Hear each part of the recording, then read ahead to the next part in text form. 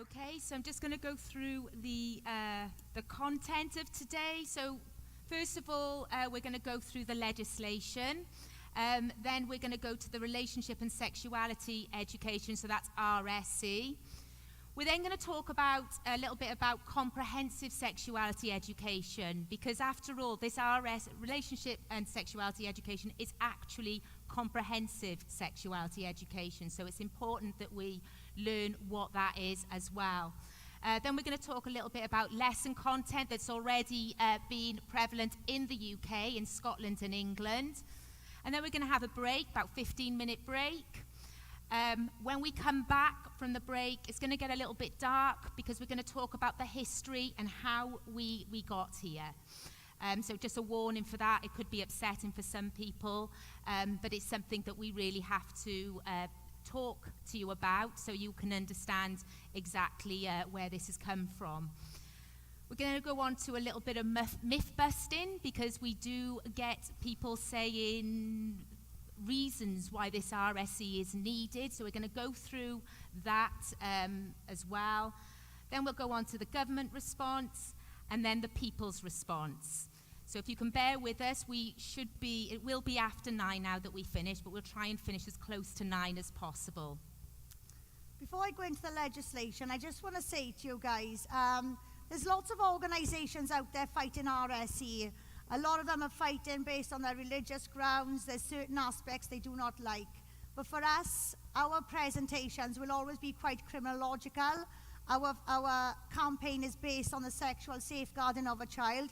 And I think this is the topic that brings us all together. So I need to show you what I see when I see these documents. And like Lucia said, things will get dark, but that is the only way we can show you how these policies work in practice. So the legislation, guys, the Curriculum and Assessment Wales Act 2021. This is what we should be fighting. These are the reasons why we should be fighting it. This new Curriculum Act has legislated for 4 mandatory subjects: English, RSE, relationship and sexuality education, RVE, religion, values and ethics, and Welsh. Those are the 4 mandatory subjects our government believe our children need to be happy, confident individuals. Section 77 of this Curriculum and Assessment Act here, it discusses the RSE code. The RSE code and guidance is what the teachers are sending out to you now. Now I want to bring you to this part of the legislation because this addresses that. As you can see there, it talks about the RSE code and procedure. And it talks about before issuing or revising the RSE code, the Welsh ministers must consult the persons they think appropriate, in brackets, if any. It then goes on to say they need to lay before the Senedd Cymru a draft of the proposed code, in brackets again, or in the case of revision, the proposed revised code. So what that means there is, guys, they don't have to consult you on anything. The RSE code you've got now, you've got that because we've been fighting them for 2 years, we've put pressure on them. That's the whitewash you've got today, all right? So always be mindful of this legislation.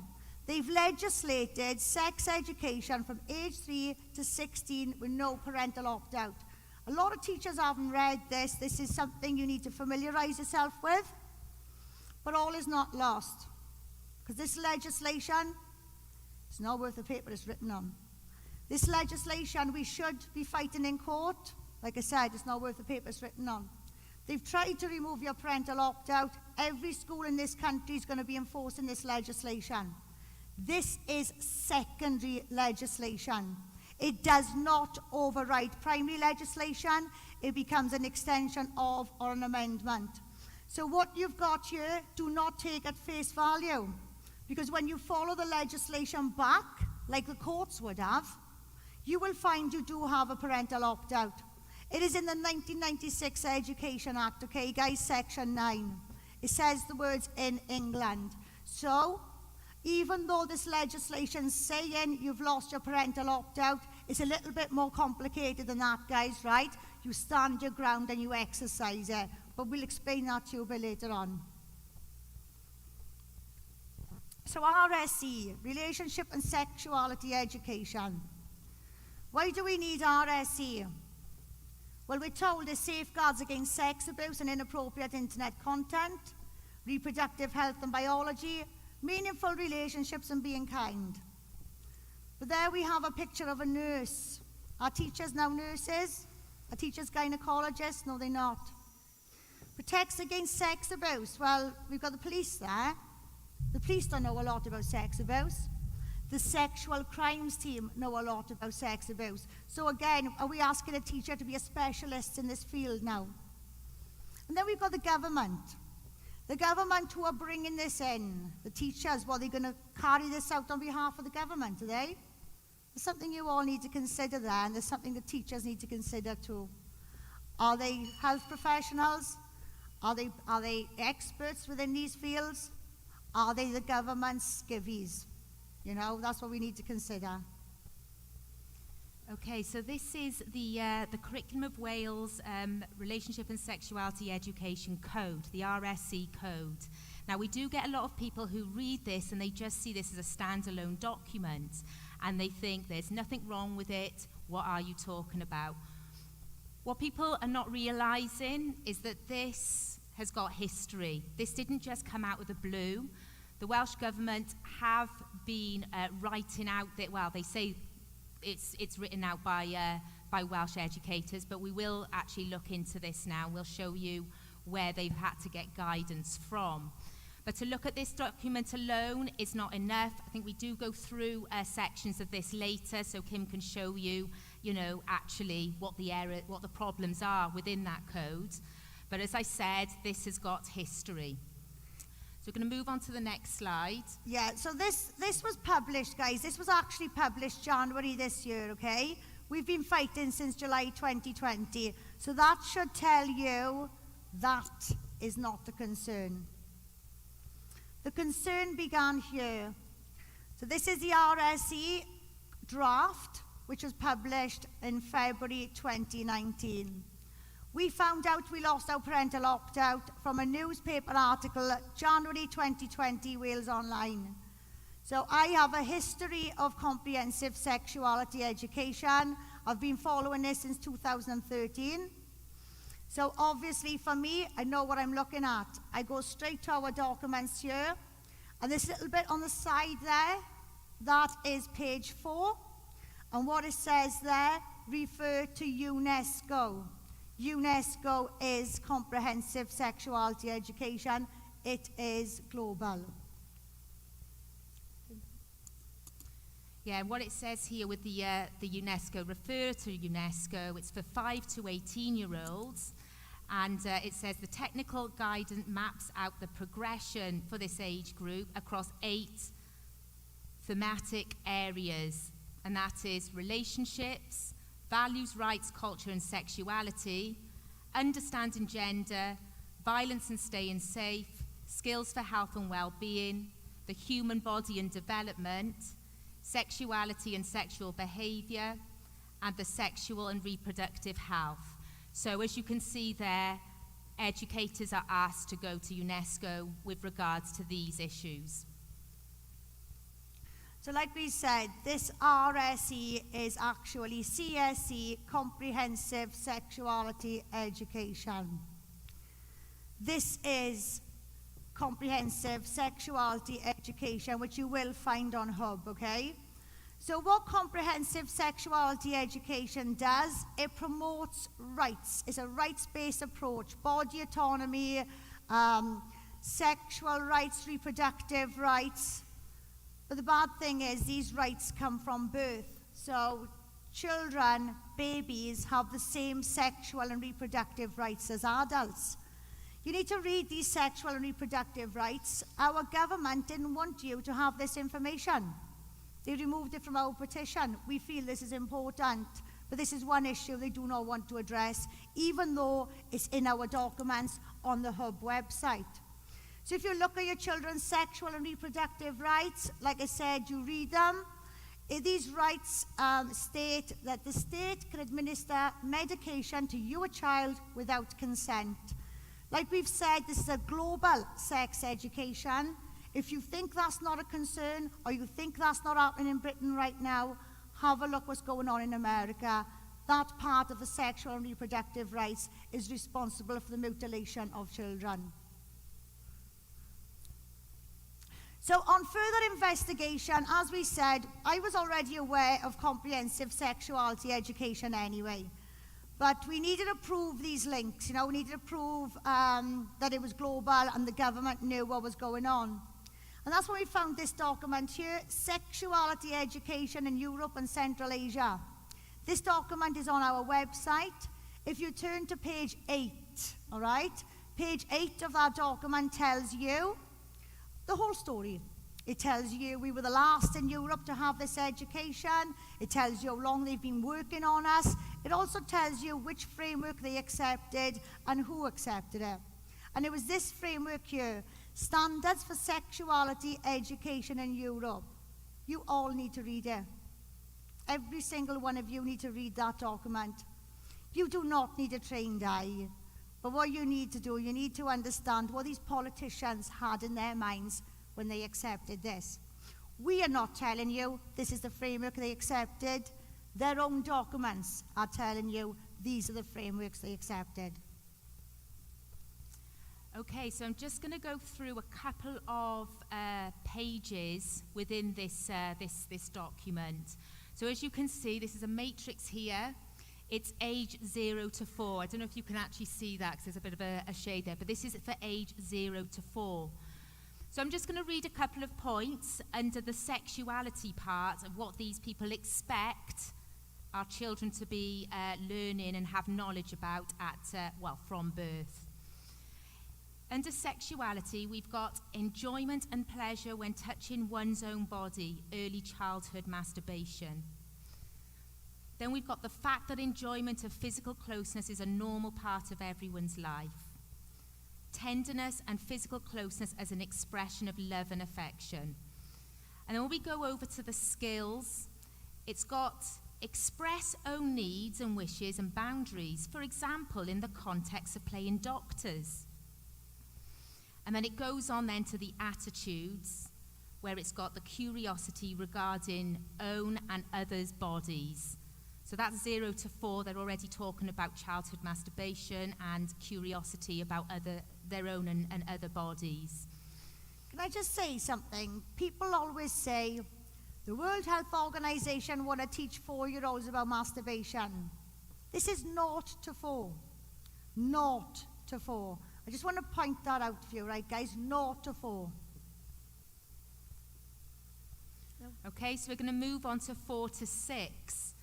And I'm just going to say about under fertility and reproduction here, it does actually say about myths relating to reproduction, e.g. in some countries children are told that a new baby has been brought in by a stork.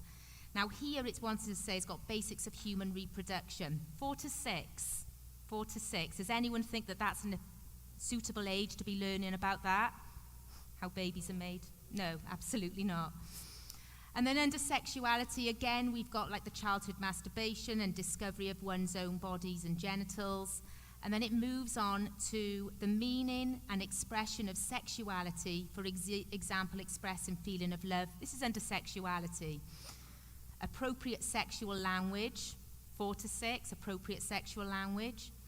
And then the sexual feelings, closeness, enjoyment, excitement. As part of all human feelings, these are what they're saying is important for 4 to 6-year-olds. When we move over to the skills there, again, it's saying about the use of sexual language in a non-offensive way. And then they talk about sexual matters and consolidate their gender identity. Okay, going to move on to 6 to 9. I'm just going to quickly go through the sexuality bit here, where it talks about, again, the enjoyment and pleasure when touching one's own body, accept, own, and others' need for privacy. Okay, that's probably not, too bad there. But if we go over to the attitudes for 6 to 9-year-olds, an understanding of acceptable sex, mutual, consensual, voluntary, equal, age-appropriate, contextual, and self-respecting.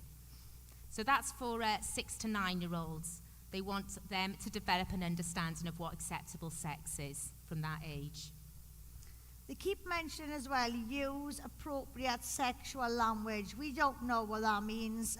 We'll just leave that open to you guys. But appropriate sexual language, age 6, it just seems insane. I can't believe that we're reading this from educational documents. And then we're going to move on to 9 to 12. Now the first thing here, 9 to 12 now. First sexual experience, gender orientation, sexual behaviour of young people, and then again the differences, we've got the differences between gender identity and biological sex. When we go over to the skills here, they're saying make a conscious decision to have sexual experiences or not. And then we've got differentiate between sexuality in real life and sexuality in the media. So that's 9 to 12, ladies and gents.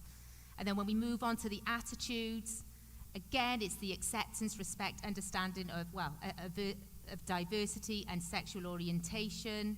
And then it's saying about the understanding of sexuality as a learning process, and then accepting of different expression of sexuality, kissing, touching, caressing, etc. So that's 9 to 12.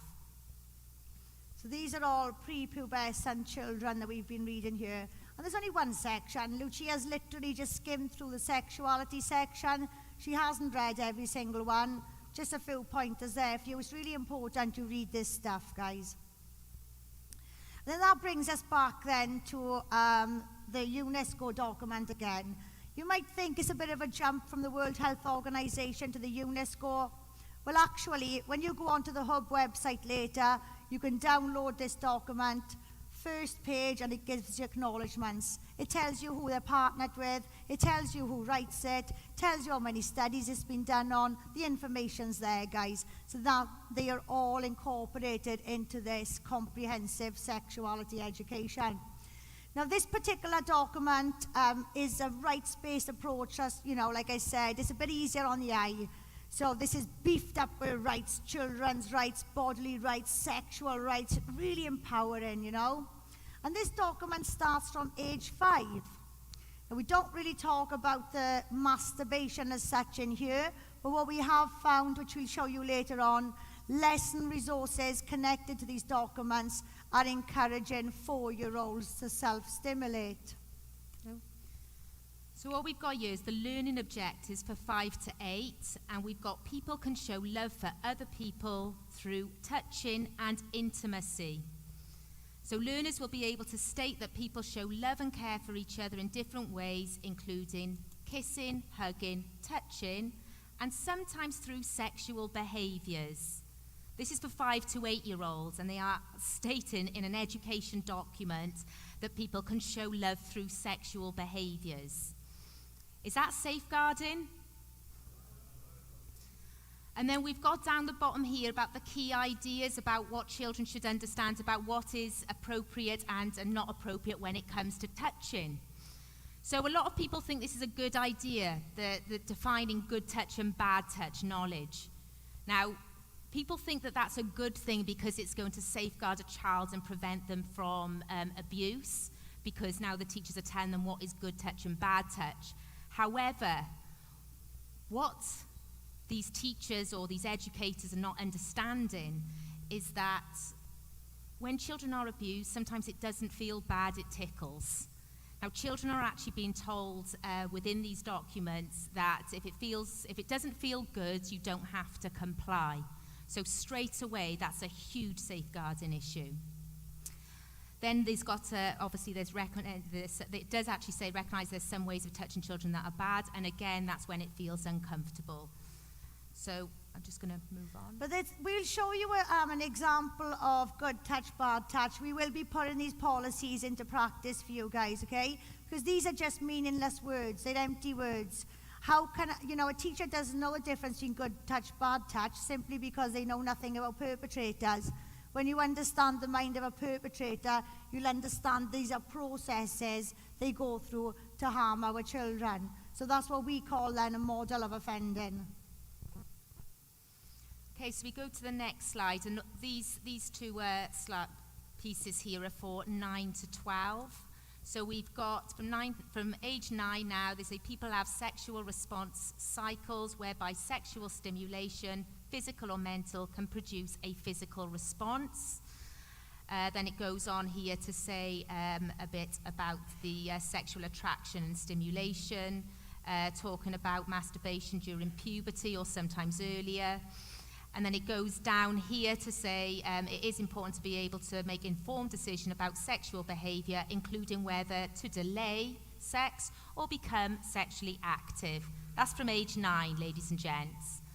You'll see there's a pattern throughout these documents and educational resources. When a child comes up to the age of 9, this is where they start talking about intercourse, and you'll see that pattern throughout all the documentation and lesson resources that you find.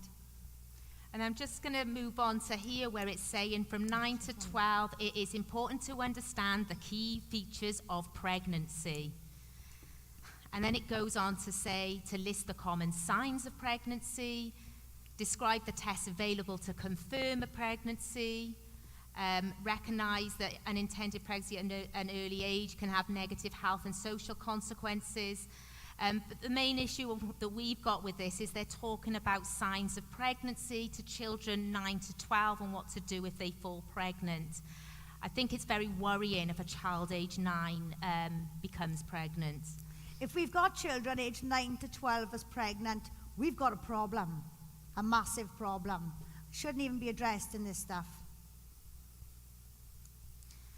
Okay, and I've got a bit more here, which when I read this, I was absolutely horrified, because we have here learning objective 9 to 12, but they are saying that human beings are born with the capacity to enjoy their sexuality throughout their lives. So again, it's talking about kids are sexual from birth, because they're saying, they're born to enjoy it. Just a few things, learning points here. Understand that sexuality involves emotional and physical attraction. Describe ways that human beings feel pleasure and physical contact. Again, we've got sexual contact. Perceive that sexuality is a healthy part of being human. This is from age 9.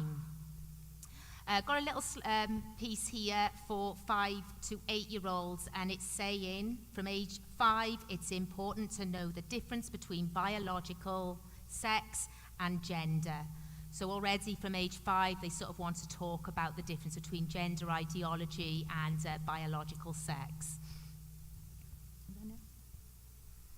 So those are frameworks that you've been sent. And like I said, the UNESCO document is on the Hub website, guys.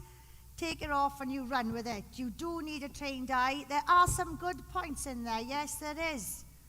But if it's something bad, you've scrapped a lot.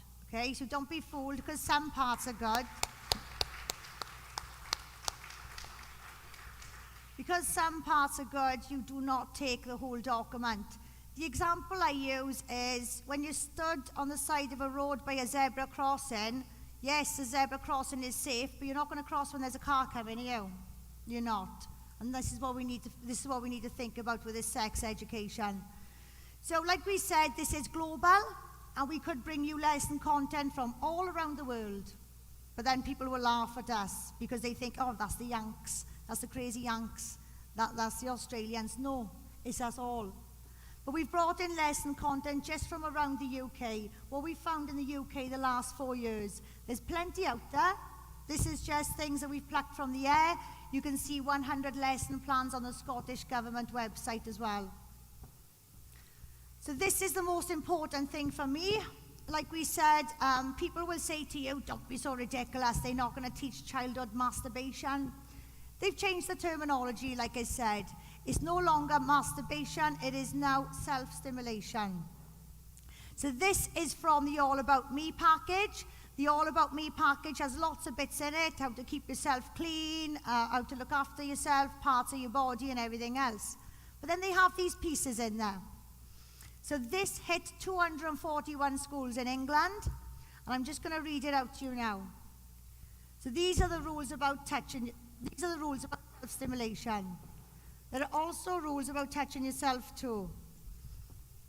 Now, lots of people like to tickle or stroke themselves as it might feel nice. They might play with their hair, stroke their skin, or they may even touch their private parts. This is really very normal. However, some people may get cross or say that it is dirty, especially when you touch your own privates. This is strange, as it's really very normal. However, it is not polite to do it when other people are about. It is something we should only do when we are alone, perhaps in the bath or shower or in bed, a bit like picking your nose. It is certainly not polite to do it in the class when everyone is watching. Right, now there's a lot of issues surrounding this, guys, because we do have children who put their hands in their trousers, okay? So we can't deny that. There are families out there who need help with that. But there's also children who don't do it. There's children that's doing it because they've been neglected and they find it soothing. There's children doing it because they've got a medical condition. And then we've got children who are being abused. Children who are reenacting things or, doing stuff that's happened to them. They try to do it with other children. This now has programmed every single 4-year-old in those 241 schools to touch themselves. It hasn't just told them that they can touch themselves. It has programmed them away from what we call a non-verbal disclosure.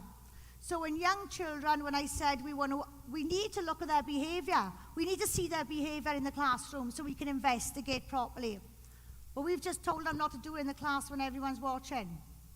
We have programmed every child in this country from the age of 4 away from a non-verbal disclosure. And that's safeguarding, I ask you, is it? So I'm going to ask you one more thing. Teachers are trained to safeguard, yeah? So how does this get into 241 schools? It's a different level of safeguarding, that's what. This level of safeguarding is a complex specialist field. A teacher will always remain a student in this. Okay, and this is why this is getting into classrooms, because teachers aren't trained to this level. They're simply trained to teach. We're now going to move on to some lesson content from the Scottish curriculum. Now, these can actually be found, they're on their website, Scotland's website, they're there clearly to see. You can just download lesson content. We've just pulled out a couple of slides. There's a lot wrong with these lesson content, but we've just picked out a couple. So I've got this first one here. This is for children's age 3 to 5, and this is where the teachers, they've been talking about a lot the correct terminology, and they state that this safeguard. So here, 3 to 5, we've got like the penis, scrotum, testicles, and vulva. So yeah, we're told this safeguards, guys, right? So I got to point this out because I missed it. So credit to Adele here for this. We need the correct terminology. Let's just look at the correct terminology first of all. What does that say there on number 2? Bottom. Is that correct terminology? So what on earth are they on about? Let's look at this correct terminology, shall we? It does not safeguard your children. All right? It does not safeguard your children at all. You've just given the entire country of paedophiles a password to your children's genitalia. When a child is being abused, a child does not get abused there and then. That's very rare. There's a process. There's a discussion. There's play. There's tickle. There's all this stuff going on. Very often, an abuser will tell you a child can consent when they can discuss their genitalia. When they can openly have these discussions with adult predators, that is seen as consent. If you want to call your child's private part a cookie or a winky, that's entirely up to you. That's your password. Yes, abuse does happen at home. Yes, the statistics tell us more abuse happens at home than anywhere else. But that's not entirely true neither, is it? Because that's the figures of recorded abuse. Institutional abuse, abuse at school, goes undetected for longer periods of time. Multiple children, mostly boys. It goes on and on, guys. So, I lost my train of thought. Yeah, so this does not safeguard, okay? you do not give paedophiles the password to your child's genitalia. You'll also hear as well, but we deal with disclosures at school. Again, another lie. Because even though the stats, the mainstream stats and the police tell us more abuse happens at home, the statistics on disclosures are quite different. So what we're finding is 54 to 58% of children being abused are telling their parents at home what's going on. Only 4 to 7% of children being abused are disclosing at school. What does that tell you? Disclosures are not happening at school, okay?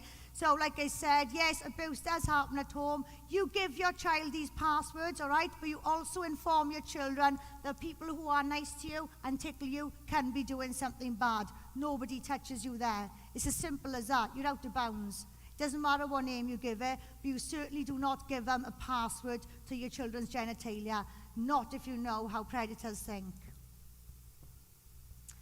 Okay, so this is a slide for 5 to 7-year-olds. And this is actually telling children how babies are made.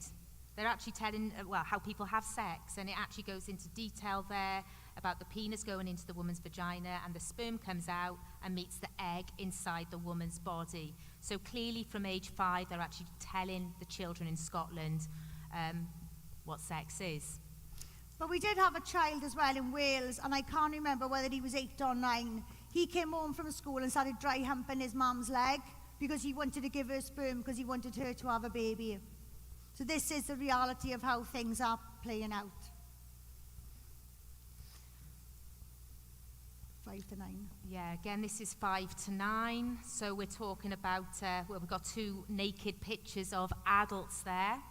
And, you know, they want your children to see these images at such a young age. Then it talks a little bit about the genitals, the private area, obviously, again, the correct terminology, penis and scrotum, and vulva for a girl. And then it goes on to say about the reproductive organs because they're used to make a baby. Then they're faced with this, you know, not very appropriate image of a female reproductive organs because they believe that children this young need to, understand the sexual reproductive organs of a woman. So we had a parent who actually went to the Scottish Government website to access this stuff herself. She shared this on social media and she got banned for adult nudity. So this is for age 9. But it can't go on social media because it's adult nudity. This again is for 9 to 12, a very disturbing slide in my view and many people's views, because from age 9 they're talking about how sex should feel nice, about pleasurable sex, etc. And it even says about, you know, what an orgasm is for man and woman. So yeah, earlier on the slide 5 to 8, it was talking about the penis going into the vagina. But here by age 9, it is actually saying how you gently move his penis in and out. This should feel nice for both people. When people have sex, they might have an orgasm, and it discusses orgasms. These are lesson content for children who are statutory rape age, by the way, guys. Okay, so we move on to here, and this is for 12 to 15? No, 9 to 12. Oh, it's still 9 to 15. My apologies, I didn't see it on the slide. This is again for 9 to 12, and it's talking about, it's got a question there. Real sex is when a boy man puts his penis in the girl or woman's vagina. Nothing else is real sex. And then it's got false. So this is now when it talks about different types of sexual activity, such as oral sex, which it details there, and anal sex. It's putting those two sexual activities in the same as normal sex there, and also it's from age 9. What you'll find is there's a lot on anal sex. Anal sex is promoted as a way of avoiding pregnancy as well. There are no risks associated with any of these slides. They just speak a lot about how popular it is, and it's 44% popularity with females on this particular video. And then it just goes on again then with more details on the sensitive and the pressure points. So So how to have a more pleasurable feeling of anal sex. Like I said, there's nothing at all on risks, nothing at all to do with the problems and risks associated with that and the long-term life implications for it. It's just all sexual acts. They also keep saying it's age appropriate. So I'm wondering if they're saying age appropriate because they're in, you know, sort of childlike drawings. But in terms of the information, I for one, and I know a lot of you in the audience, would definitely not think that the details here is age appropriate. Now this here is actually from a video, a sex education video which was done in Scotland. I think we do listen to a little bit of this later on in the presentation, so you'll actually see someone actually on that program speaking. But these are a couple of slides from that. So we've got a chicken being tied up, so that's actually indicating bondage, and it's saying, you know, 40% of people do, of women, sorry. Yeah, these slides are all for women. So this is played in a classroom with boys and girls. I'm a mother of 2 boys, and when you see these videos later, you're gonna feel as disgusted as me. I wouldn't want my boys in a room with teenage girls listening to this. And the 2 sausage roll, there's 2 sausages going in a roll, that's actually indicating threesome. So I don't really know what age you would ever want to speak to your, you know, suggest that that's a good sexual activity. Then the pancake there is actually talking about swallowing, and the banana in the Nutella is talking about anal sex and saying only 40% of women do this. So the Scottish Family Party surveyed Scottish residents, asking them about the image of the banana and Nutella. 96% of respondents thought this was absolutely disgusting. The Scottish Sun got hold of the story, but they did not publish it. Okay, I'm going to move on to a toolkit that this is actually for 13 plus. But we thought we'd put this in the presentation to see this of what's actually been going on in the UK. So this toolkit is done by the Proud Trust organisation. They've actually received just under £100,000 from the UK government via the Tampax Tax Fund. So the Tampax Tax Fund is actually meant to be supporting women, safeguarding girls and women. Yet instead, they've used nearly £100,000 to put this toolkit together. And there's 4 sections of this toolkit, and I'm just going to go through them really quickly. There's number 1 is exploring a range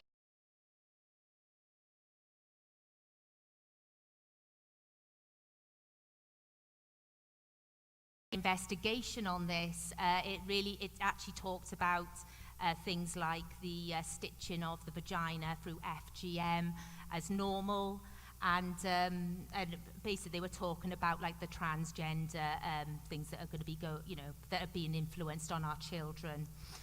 The 3rd lesson then is what is your normal?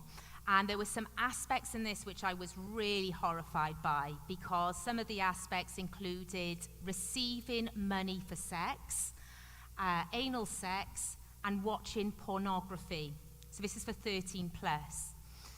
Then the 4th lesson then is the dice game. Now many of you may have seen this dice game, which is, you know, as I said, it's government funded. The dice game would normally be something that you would find in an Ann Summers shop, or something erotic between adults. However, this dice game is for 13 plus. Now, what's really concerning is there's one dice which has got parts of the body, the other dice has got sexual activities. The pupils then are encouraged to roll the dice and discuss each sexual activity that they roll. Teachers are actually told to hold their nerve whilst playing this game. So let me just... Right, so this is just a little video that we put together a while back campaigning. These are different sections of the videos, how they play out. So if you have a look at them, you can see how appealing they are then to children.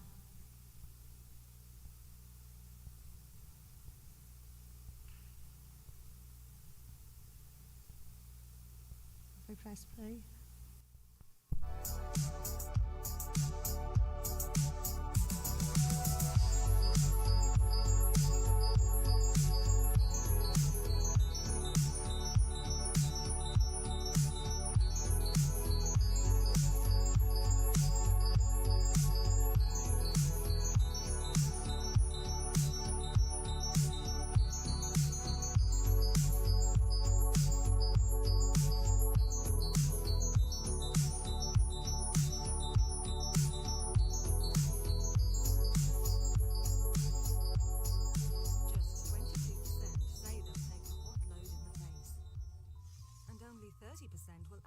Swallow said load.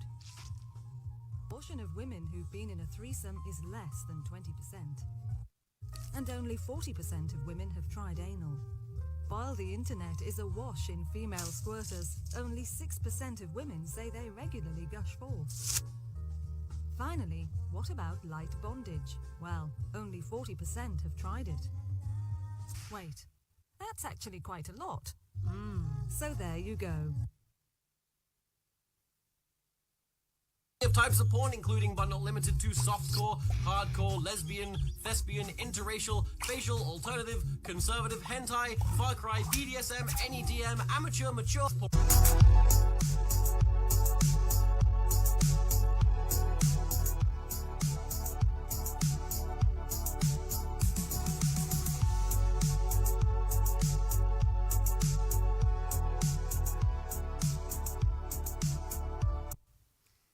Before we go any further, I just want to say something about those videos. You'll see a lot of statements from the Welsh Government in the newspapers, how RSE is endorsed by NSPCC. Those videos were jointly commissioned by SNP and the NSPCC. I don't know if you noticed when they were going through the types of porn, they said amateur porn, mature porn, and somebody was bent over his Zimmer frame. We've asked them what amateur porn is, and they won't get back to us. So yes, if you trust the NSPCC, these are the kinds of things the NSPCC is supporting. No, exactly, yes.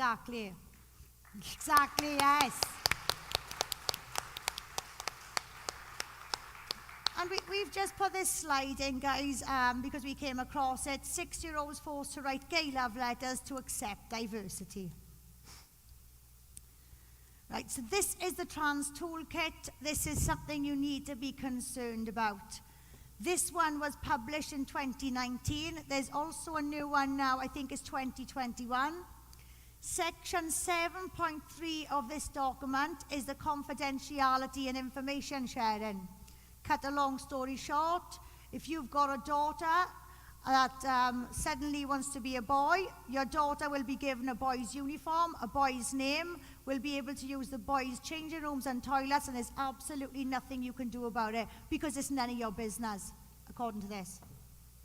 So the new updated version now, the 2021 version, it's even worse again. It allows females into men's spaces, men's into female spaces. They can go on residential trips, they can share dorms, they can share changing facilities. It goes a step further. We should be very, very concerned about this. Why? Because they've been using it in the wrong there. They transitioned a child for 2 weeks before the parents found out. 2 weeks. I'm just going to add there, Plaid Cymru support the trans toolkit. We are dealing with dangerous territory here, guys, okay? All these rights, children's rights, sexual rights. Where's our right to protect?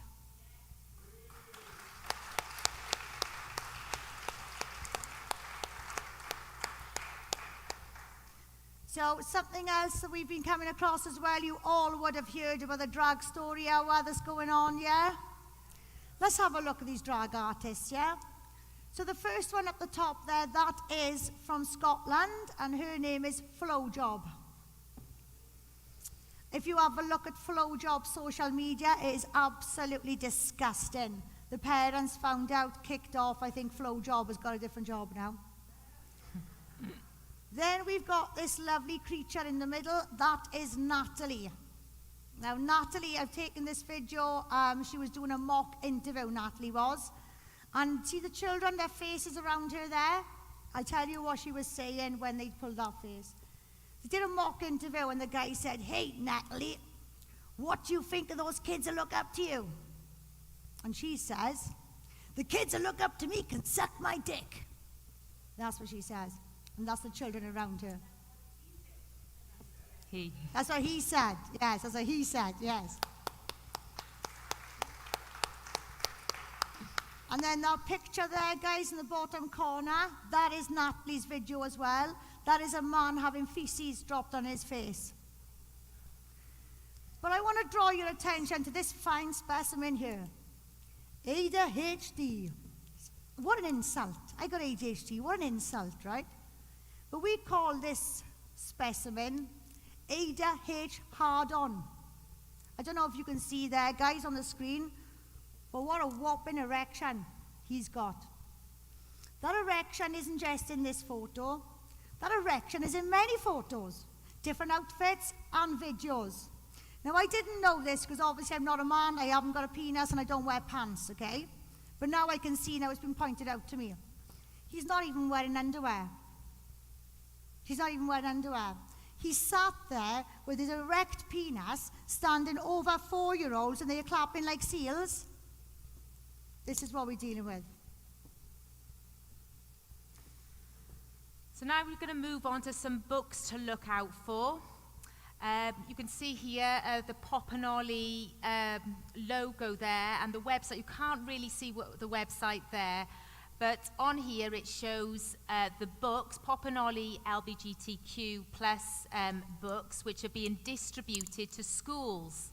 Now, I do know that throughout the whole of the UK, there's over 800 primary schools that have received his books. As you can see here, there's 55 in Wales. So you can just go to this website and you can actually see what schools they've actually distributed them to. Just a couple of the books there I've got on show. We've got the Kenny Lives with Erica and Marina. Doesn't look, this is from age 3, this book. Doesn't look too untoward, however, it really is emphasizing the kindness and empathy for LGBTQ from age 3, and it even shows other people who are not within the LGBTQ or not actively supporting them are not very nice people, and they sort of picture them as grey, whereas the LGBTQ and those actively supporting have got all the rainbows. Then we've got Jamie then, and that's just a transgender Cinderella story, and that's from age 5. The most worrying one here is, what does LGBTQ mean? And this book, it really talks about that you are not, gender is not assigned at birth. It's a spectrum, sliding spectrum. It says things like the doctor just guessed your birth, your gender based on what what he's seen, but he's not particularly necessarily right, and in some circumstances they can be wrong. And it also talks about sexuality, such as pansexual, asexual, and bisexual. We couldn't get any words. Has anyone here heard about the school sex survey? Nobody? No? Wow, you've got some catching up to do.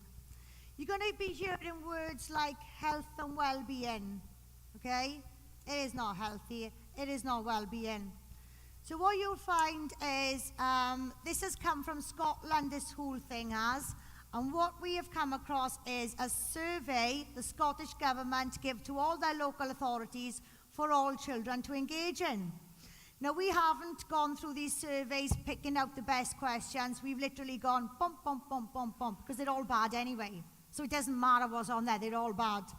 But you'll see here some of these questions are numbered 55, 57, 58.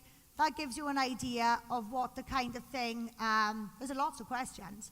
But these are the kinds of things the Scottish Government have been asking the children.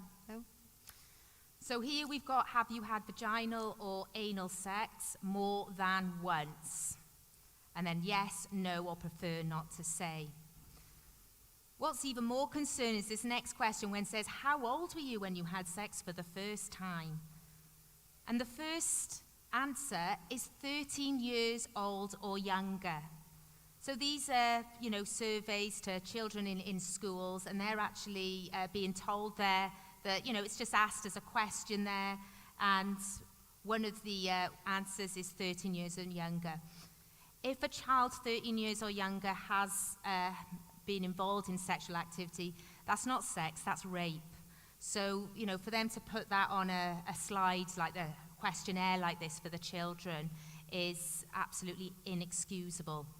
And it's also confusing as well for children who have been abused, That's just asking them, have you had sex? Just have you had sex? What kind of answer can a child get? There's a lot of confusion then inside their head, isn't there?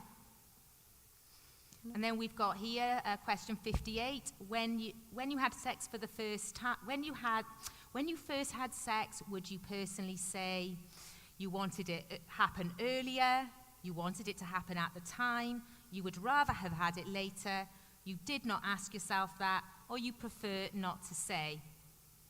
Now, you might think, what are they doing bringing up this survey from Scotland? It's absolutely nothing to do with us. Is it? Did you know about this? Do you know about the survey our children had last July? Right, so all we have found is just one question on this survey of the children in Wales, and that was the sexual question. We can't find the actual survey, we can't find the actual results, all we can find is the reports from the primary schools. But this is health and well-being as well, guys, okay? So this is the road we are going down. You need to keep an eye on the rest of the UK, because as we mentioned in the beginning, all 4 UK governments signed up to the same thing. Professor Donaldson, who wrote the Curriculum of Excellence in Scotland, has also written the curriculum for us here in Wales, all right? So I'm going to close it there now, guys, for us to have a little break, okay? Thank you all for watching. That was just the lesson content and the framework. When we come back, we'll be going far deeper into things, okay? Thank you all very much.